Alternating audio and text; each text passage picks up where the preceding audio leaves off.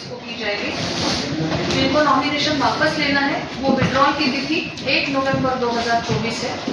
और उसके पश्चात जो हमारा वोटिंग होगा वो बोकारो जिले का वोटिंग सेकंड फेज में 20 नवंबर 2024 को होना है। संपूर्ण राज्य में काउंटिंग 23 नवंबर 2024 को होगा और इस पूर्ण किया जाएगा, संपन्न किया जाएगा वो तारीख होगी 25 नवंबर 2024। हमारे बोकारो जिला में इस विधानसभा क्षेत्र 34 गोमिया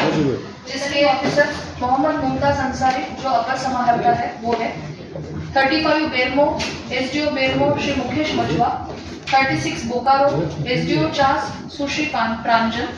और 37 चंदन क्यारी डीसीएलआर चास श्री प्रभात दत्ता, ये इसके रद्द किया गया है। और इसमें जो मानव बल हमको लगता है जिसको पोलिंग पार्टी बोलते हैं, सेक्टर मैजिस्ट्रेट्स, माइक्रो ऑब्जर्वर्स, प्रशिक्षण देने वाले हमारे टीम, बाकी के सारे निर्वाचन पोषण के कर्मी, इन सभी लोगों के आदेश निकले जा चुके हैं। लोगों ने आज अपने अपने सेल्स में इसका योगदान दिया है और ईवीएम के तहत हमारे जो मशीन्स का एफएलसी होना था, फर्स्ट लेवल चेक, वो ऑलरेडी कंप्लीट हो चुका है। इसके बाद हमारा फर्स्ट रैंडमाइजेशन होगा, उसके बाद सेकंड रैंडमाइजेशन होगा, उसके बाद हमारा जब प्रारूप 7 का फाइनल हो जाता है उसके बाद हम लोग उसका कमीशनिंग करेंगे और ये 4 असेंबली कॉन्स्टिट्यूंसीज में कुछ सेंटर्स पे 5 है, 6 है, 7 है, 7 से अधिक की संख्या बहुत कम जगह पे है और वो बोकारो विधानसभा क्षेत्र में ही सीमित है। अगर हम PWD voters, persons with disabilities, दिव्यांग वोटर्स की बारे में बात करें तो इसमें दिव्यांगता के अलग अलग क्राइटेरिया है। जो विजुअली इम्पेयर्ड है, कुछ लोकोमोटिव है, किसी को बोलने में बाधा है, अन्य के कैटेगरी में अगर हम देखते हैं तो 18,731 हमारे पास 18,731 दिव्यांग वोटर रजिस्टर्ड है, जिसमें से 2146 हमारे पास 85 प्लस के मेल वोटर है, 2550 लगभग हमारे पास फीमेल ऐसे वोटर्स है जिनकी एज 85 से ज्यादा है। तो 85 प्लस वोटिंग कैपेसिटी में हमारे पास 4700 वोटर है जो सीनियर सिटीजन के तहत आएंगे, जिनको घर में जाके जिनका वोटिंग किया जाए। अगर हम 18 से 19 ये जो फर्स्ट टाइम वोटिंग करने के लिए हमारे जो युवा युवती है उनका अगर हम आंकड़ा देखते हैं जो 27 अगस्त को प्रकाशित किया हुआ और उसके बाद जो नाम जोड़ा हुआ है उन सारे कुल वोटर्स को अगर हम देखते हैं 26,744 बॉयज एंड 35,229 35,229 गर्ल्स, ऐसे 61,975 हमारे 18 से 19 इस उम्र के वोटर्स है जिसको हमने सघन अभियान चलाते हुए स्वीप के अभियान के तहत स्कूल्स कॉलेजेस में जो अभियान चलाया उसके तहत JSLPS सखी मंडल अर्बन लोकल बॉडीज के तहत जो अभियान चलाया उसके तहत हमने एक नए वोटर्स को कैप्चर किया है और ये अभी नए युवा पहली बार वोटिंग वाले वोटर्स ऐड हुए हैं। हमारे में काम करने वाली महिला है, ग्रामीण क्षेत्र की महिला है, इन सारे लोगों को PVTGs है, बाकी के अन्य लोग हैं, इन सभी लोगों का पार्टिसिपेशन हो और स्वीप के एक्टिविटीज का जो हमने कैलेंडर प्रदर्शित किया है उसके तहत ही उससे ज्यादा ही हम लोग एक्टिविटीज करना चाह रहे हैं। इस बार हमारा विशेष जोर रहेगा कि बूथ लेवल स्ट्रैटेजी हम लोग डेवलप करें कि पर्टिकुलर बूथ में मतदान कम क्यों हुआ था, क्या बीएलओ संपर्क नहीं कर पाई या उसको अन्य कोई बाधा या लिमिटेशंस थे, उसको एनालिसिस करते हुए जो हमारे राष्ट्रीय औसत से कम मतदान करने वाले हमारे जो ऐसे होने वाले जो सेंटर्स हैं उसको हम लोग विशेष फोकस कर रहे हैं और आप सभी का उसमें पार्टिसिपेशन की मैं अपेक्षा करती हूँ। इसी के साथ मेरे तरफ से जो भी कहना है I would like to put a pause. कुछ बूथ हमारे पास आते हैं इस जिले के बोकारो जिले के एडमिनिस्ट्रेटिव बाउंड्री में आते हैं जिसमें हमारे 22 सेक्टर ऑफिसर्स रहेंगे और हमारी 3 फ्लाइंग स्क्वाड टीम रहेगी। 34 गोमिया में हमारे 43 सेक्टर ऑफिसर्स रहेंगे और 9 फ्लाइंग स्क्वाड की टीम रहेगी। 35 बेरमो में हमारे 50 सेक्टर ऑफिसर्स रहेंगे, 9 फ्लाइंग स्क्वाड की टीम रहेगी। बोकारो में हमारे 57 रहेंगे जिसमें 9 फ्लाइंग स्क्वाड की टीम रहेगी और चंदन कैली में 32 सेक्टर ऑफिसर्स रहेंगे जिनके साथ 9 फ्लाइंग स्क्वाड की टीम रहेगी। ऐसे कुल 204 सेक्टर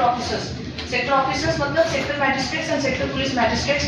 इस निर्वाचन के कार्य में लगाए गए हैं और 39 फ्लाइंग स्क्वाड्स की टीम हमारी अभी कार्यरत रहेगी। इस जिले का डिस्पैच सेक्टर 8 के स्कूल से किया जाएगा और चूंकि हमारा फेज 2 में संपूर्ण 4 असेंबली कॉन्स्टिट्यूंसी का एक ही दिन में डिस्पैच है और सबका एक ही टाइम में वोटिंग होना है,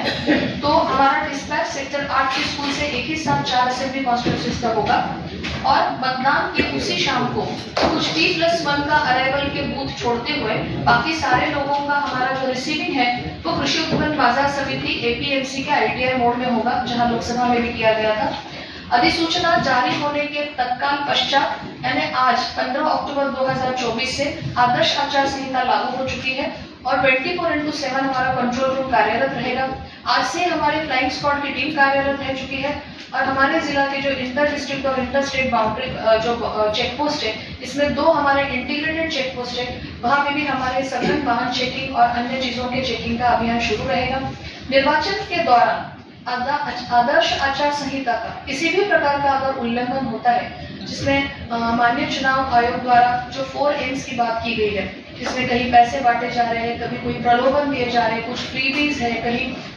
मसल पावर्स है, आर्म्स है, लिकर है, ड्रग्स है इत्यादि की कहीं सूचना अगर प्राप्त होती है या कोई गुट द्वारा, समूह द्वारा, व्यक्ति द्वारा किसी अन्य गुट या समूह या लोगों को कहीं दबाव दिया जा रहा है, मतदान के कार्य को प्रभावित किया जा रहा है, इस प्रकार की कोई भी सूचना या शिकायत आती है तो सी विजिल के माध्यम से कोई भी इस शिकायत को दर्ज कर सकता है। आप अपने प्ले स्टोर में जाके सी विजिल का ऐप डाउनलोड कर लीजिए। उसमें आप अगर ऐसी एकाधी कोई चीज भी देखते हैं कि फॉर एग्जाम्पल पब्लिक प्लेस पे किसी पर्टिकुलर पॉलिटिकल पार्टी का फ्लैग है या इस तरह की कोई सरकारी बिल्डिंग है जहाँ पे किसी ने अपने चुनाव से प्रसार प्रचार रिलेटेड कोई मटेरियल अगर पेस्ट किया है या पेंट किया है, तो उसका भी आप पिक्चर लेके भेज सकते हैं। उस ऐप में उस जगह का लोकेशन दिखता है और 100 मिनट्स के अंदर अंदर सी विजिल टीम के ये दायित्व रहेगा कि वो यहाँ से कंट्रोल रूम में देखते हुए तत्काल FST को वो सूचना प्राप्त होती है, उसके पश्चात उस शिकायत का निवारण किया जा रहा है।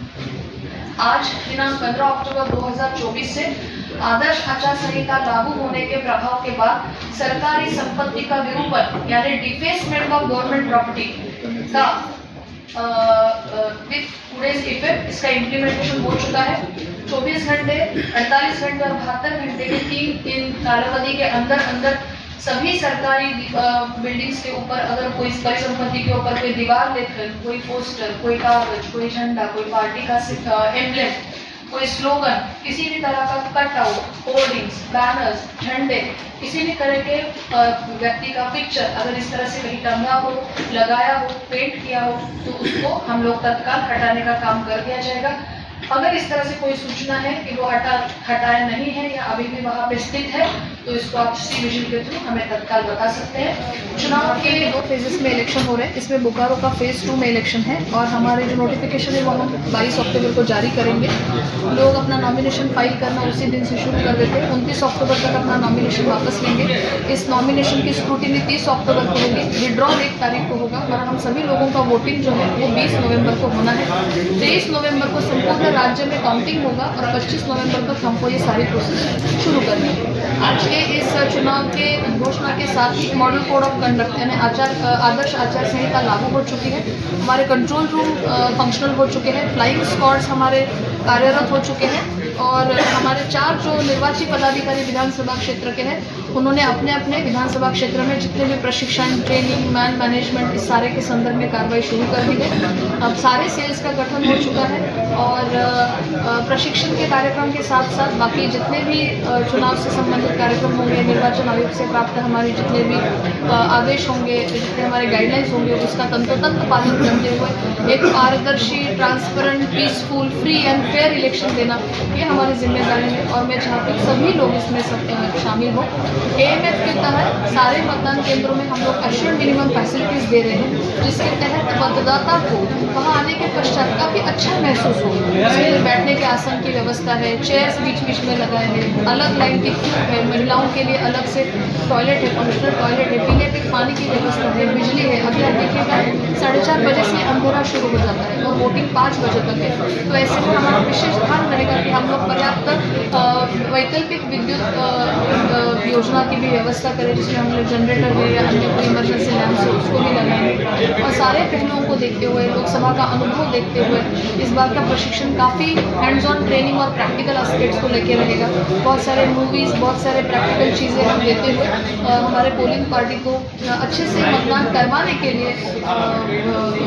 उद्युक्त कर रहे हैं। और मुझे लगता है कि सारे लोग इसमें पार्टिसिपेट हो, लोग हमारे स्वीप की एक्टिविटीज़ को रिस्पॉन्स करें। हम लोगों का जो वोटर टर्नआउट रेशो है ये बहुत कम है, राज्य में भी लगभग ये सबसे ज़्यादा कम है। तो इसको साफ करने की, हमारे ऊपर जो एक दाग लगा है उसको साफ करने की हम सभी लोगों की जिम्मेदारी है। इसमें सभी समाज के वर्ग के लोग, महिला, पुरुष, मीडिया, व्यवसायी, chamber of commerce, petrol pump association, hotel association, teachers, youngsters, सारे भी कमर्शियल एंटिटीज़, इंडस्ट्रियल टाउनशिप के जितने सारे लोग हैं, आउटसोर्सिंग प्रोवाइड करने वाले मैन पावर एजेंसीज, BSL खासकर, यहाँ सेल का बहुत बड़ा इस्टेब्लिशमेंट है और बोकारो सेल सिटी के नाम से जाना जाता है। तो इन सभी के ऊपर ये दायित्व है कि हम सभी मिलकर इस बार बोकारो ज़िले में और खास करके 36 बोकारो असेंबली कॉन्स्टिट्यूंसी में वोटिंग को अच्छे परसेंटेज में देखें। की कंसेप्ट अभी जा चुकी है, देयर इज़ ओनली वल्नरेबल, और ये आंकड़ा जो है सेक्टर मैजिस्ट्रेट्स और सेक्टर मैजिस्ट्रेट्स का वल्नरेबिलिटी 1 और 2 रिपोर्ट के बाद अलग अलग आंकड़े हैं, उसका आप एक टाइम टू टाइम ये रिलीज करेंगे। सुरक्षा की दृष्टि से मतदान करने में क्या सुरक्षा की दृष्टि से मतदान करने में क्या होता है? मतदान केंद्रों में सुरक्षा की दृष्टि से क्या इंतजाम रहेगी, क्या तैयारी? सुरक्षा के दृष्टिकोण से देखें, जो हमारे LW अफेक्टेड ये होते हैं क्षेत्र है जहाँ पे मतदान हमारे बूथ है, वहाँ पे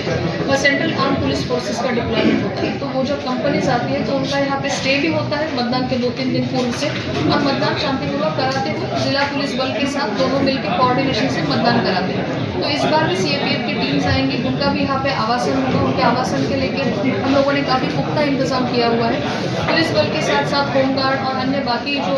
एंसिलरी हमारे फोर्सेस है सभी को लगाया जाएगा। मुझे लगता है कि बहुत ही शांतिपूर्वक और सुरक्षित तरीके से ये मतदान होगा।